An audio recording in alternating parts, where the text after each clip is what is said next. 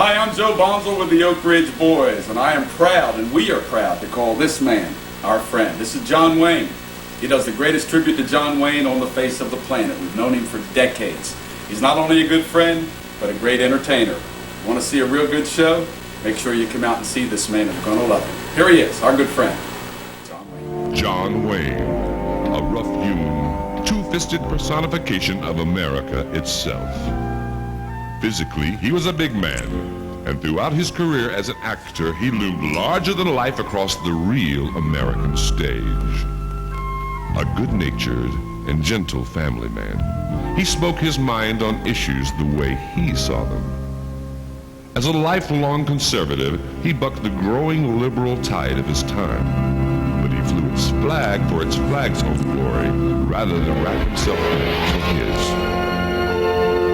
Regardless of our politics, we had to respect the man with the guts to stand up for what he believed was right. John Wain was a living, persisting monument to courage. His clear perception of right and wrong, and his determination to defend the right against the wrong, still holds just as much for us in today's much troubled world as it did in his.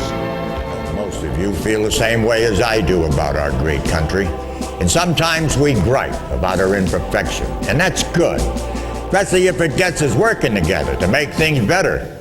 I feel we often take too much for granted, forget the good things about America. My hope and prayer is that everyone will know and love our country for what she really is and what she stands for. May we nurture her strength, strengthen her weaknesses, so that she will always be the land of the free and the home of the brave. Hey, crazy! Come on out here. Mr. Donahue wants to talk to you. Okay, Joe. I'll be right out.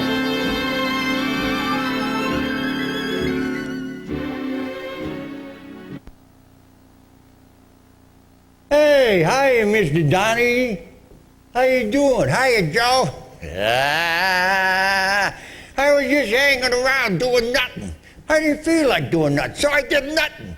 You know, I ran across Moriarty, the Undertaker. Boy, he's really nuts. You know what he told me? When I died, I could take a friend with me. Hi, friend. Yeah, he's really something else. I got to tell you the story about Pat O'Brien, though, Joe. That's terrible. Yeah, he went to the doctor. The doctor says that he's got 3 months to live. So he tells his son, and they went down to the pub. He says, you know, I don't, after I've heard this news from this doctor, I don't think I want to go right home. I want to go down to the pub and have a few pints to kind of get my mind off of things.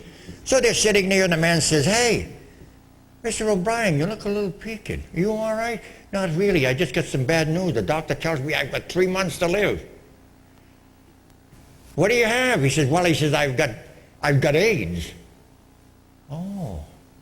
2 or 3 minutes later, another man comes up. Mr. O'Brien, I haven't seen you around for a while. You look a little peaked. You feel all right? Not really. He says, I just got back from the doctor. The doctor tells me I've got 3 months to live. He says, what's wrong with you? He says, well, he told me I've got AIDS. He says, Papa, why are you telling everybody you're dying of AIDS when you know doggone right well you're dying of cancer? He says, well, I don't want anybody to sleep with your mother while I'm gone. My name is McCoy. Nice to see you all. Nice to be here. You know, I moved to this town 3 years ago, and I want to tell you something. This is the finest town in the country. You just can't get any better. The people here are wonderful. Everybody talks to you. And I want to tell you something. I moved here because of his Christianity.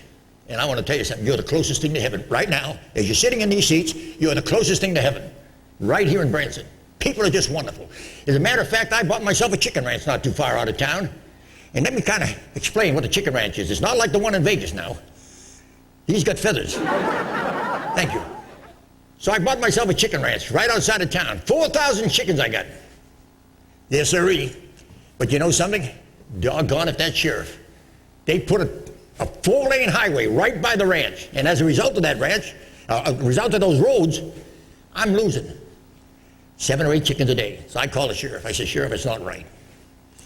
I'm losing 7 or 8 chickens a day. The sheriff comes out and puts a sign up. School zone. He said, that'll slow him down. Well, that didn't slow him down. 3 days later, I call him back. He says, it's still not working. He come up with another sign, school zone, right next to a children playing. Now that'll do it. Well, that didn't do it either. So I called him back and I said, you know, Sheriff, it's just not working. He said, put any kind of a sign you want up there. That's fine with me. I put up a sign. 3 weeks later, the sheriff's thinking to himself, he said, I haven't heard from that McCoy. I think I'll take a ride out there. I had a big sign up there now. I want you to pay particular attention. Nudist camp. Slow down. Keep your eye out for chicks. Yes, sir. I didn't have any problems after that.